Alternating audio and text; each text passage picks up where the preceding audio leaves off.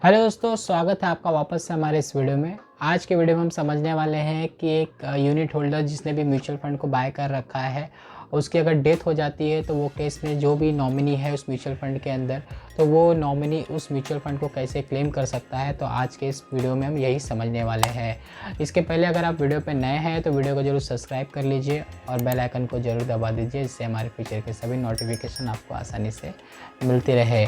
This is दीपक। चलिए video को शुरू करते हैं। तो सबसे पहले समझ लेते हैं कि जो भी यूनिट होल्डर म्यूचुअल फंड में है और उसकी अगर डेथ हो जाती है कोई अनसर्टेनिटी की वजह से या फिर किसी और अनरीज़न की वजह से अगर उनकी डेथ हो जाती है, तो वो केस में अगर नॉमिनी है और वो म्यूचुअल फंड में उस म्यूचुअल फंड को अगर क्लेम करना चाहता है तो वो किस तरीके से उसको क्लेम कर सकता है, क्या क्या प्रोसेस होते हैं, क्या क्या डॉक्यूमेंटेशन होते हैं और क्या फॉर्म्स की रिक्वायरमेंट होती है और उसे कहाँ सबमिट कर सकते हैं। तो आज के इस वीडियो में हम यही समझने वाले हैं। तो सबसे पहले समझ लेते हैं कि अगर जो भी यूनिट होल्डर है उसकी अगर डेथ हो जाती है तो वो केस में उनके क्या क्या डॉक्यूमेंटेशन की ज़रूरत होती है। तो सबसे पहले जो ज़रूरत होती है कि जो भी यूनिट होल्डर है उसका डेथ सर्टिफिकेट इज़ मैंडेटरी।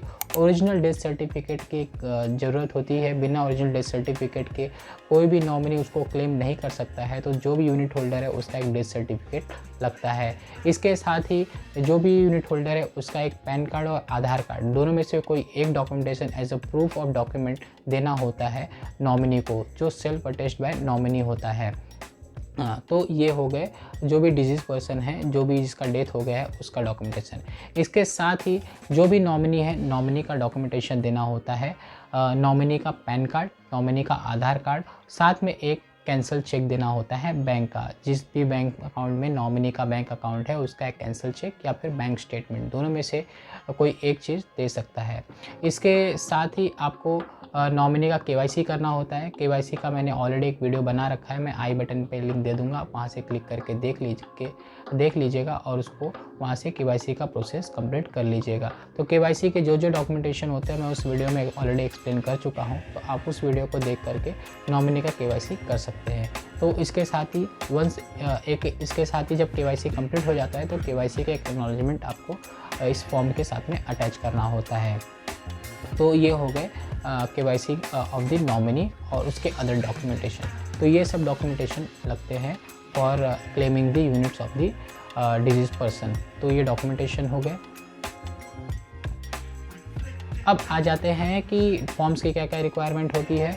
तो जो इस केस में जो भी प्राइमरी होल्डर या फिर यूनिट होल्डर है इसकी डेथ हो जाती है और नॉमिनी क्लेम कर रहा है तो उसके लिए ट्रांसमिशन का T3 फॉर्म होता है, वो देना होता है। Request for transmission of unit by nominee और लीगल हेयर, ये एक फॉर्म होता है जो देना होता है। साथ में उसके साथ में एक बैंकर अटेस्टेशन होता है जो देना होता है फॉर द नॉमिनी। जो भी बैंक अकाउंट में नॉमिनी का बैंक अकाउंट है वहाँ से एक बैंकर अटेस्टेशन देना होता है नॉमिनी को, तो वो नॉमिनी का बैंकर अटेस्टेशन। साथ में आपको एक अदर नॉमिनी का एक फॉर्म देना होता है। जो भी नॉमिनी अब यूनिट होल्डर होने वाला है और उसे अब इस म्यूचुअल फंड के अंदर जिसे भी नॉमिनी रखना है वो नॉमिनी का एक फॉर्म देना होता है।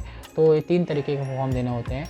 ट्रांसमिशन का T3 form, that is request for transmission of unit by nominee और लीगल हेयर, प्लस आपको साथ में एक बैंकर अटेस्टेशन और साथ में आपको एक नॉमिनी का फॉर्म। तो ये सब फॉर्म्स आपको देने होते हैं फॉर क्लेमिंग द यूनिट्स। तो ये फॉर्म्स हो गए।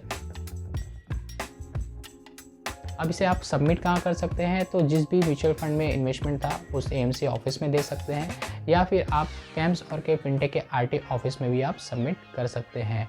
तो ये पूरे प्रोसेस होते हैं। पहले आपको क्या क्या डॉक्यूमेंटेशन देना होता है, साथ में कौन से फॉर्म्स देने होते हैं और इसे कहाँ सबमिट कर सकते हैं। तो ये ओवरऑल प्रोसेस है ट्रांसमिशन का। अगर जो भी नॉमिनी है ऑलरेडी म्यूचुअल फंड में तो वो इस तरीके से क्लेम कर सकता है, ये प्रोसेस को कंप्लीट कर सकते हैं। तो आशा करता हूँ आपको ये वीडियो बहुत इजी लगा होगा, बहुत ही अंडरस्टैंडिंग लगा होगा। अगर आपको वीडियो अच्छी लगे है तो वीडियो को ज़रूर लाइक और शेयर कीजिए दूसरों के साथ, और उन्हें भी हेल्प हो सके कि उस तरीके से हम लोग इस जो भी नॉमिनी है म्यूचुअल फंड के अंदर उसको हम लोग किस तरीके से क्लेम कर सकते हैं। Thank you so much for watching our video. This is Deepak signing of.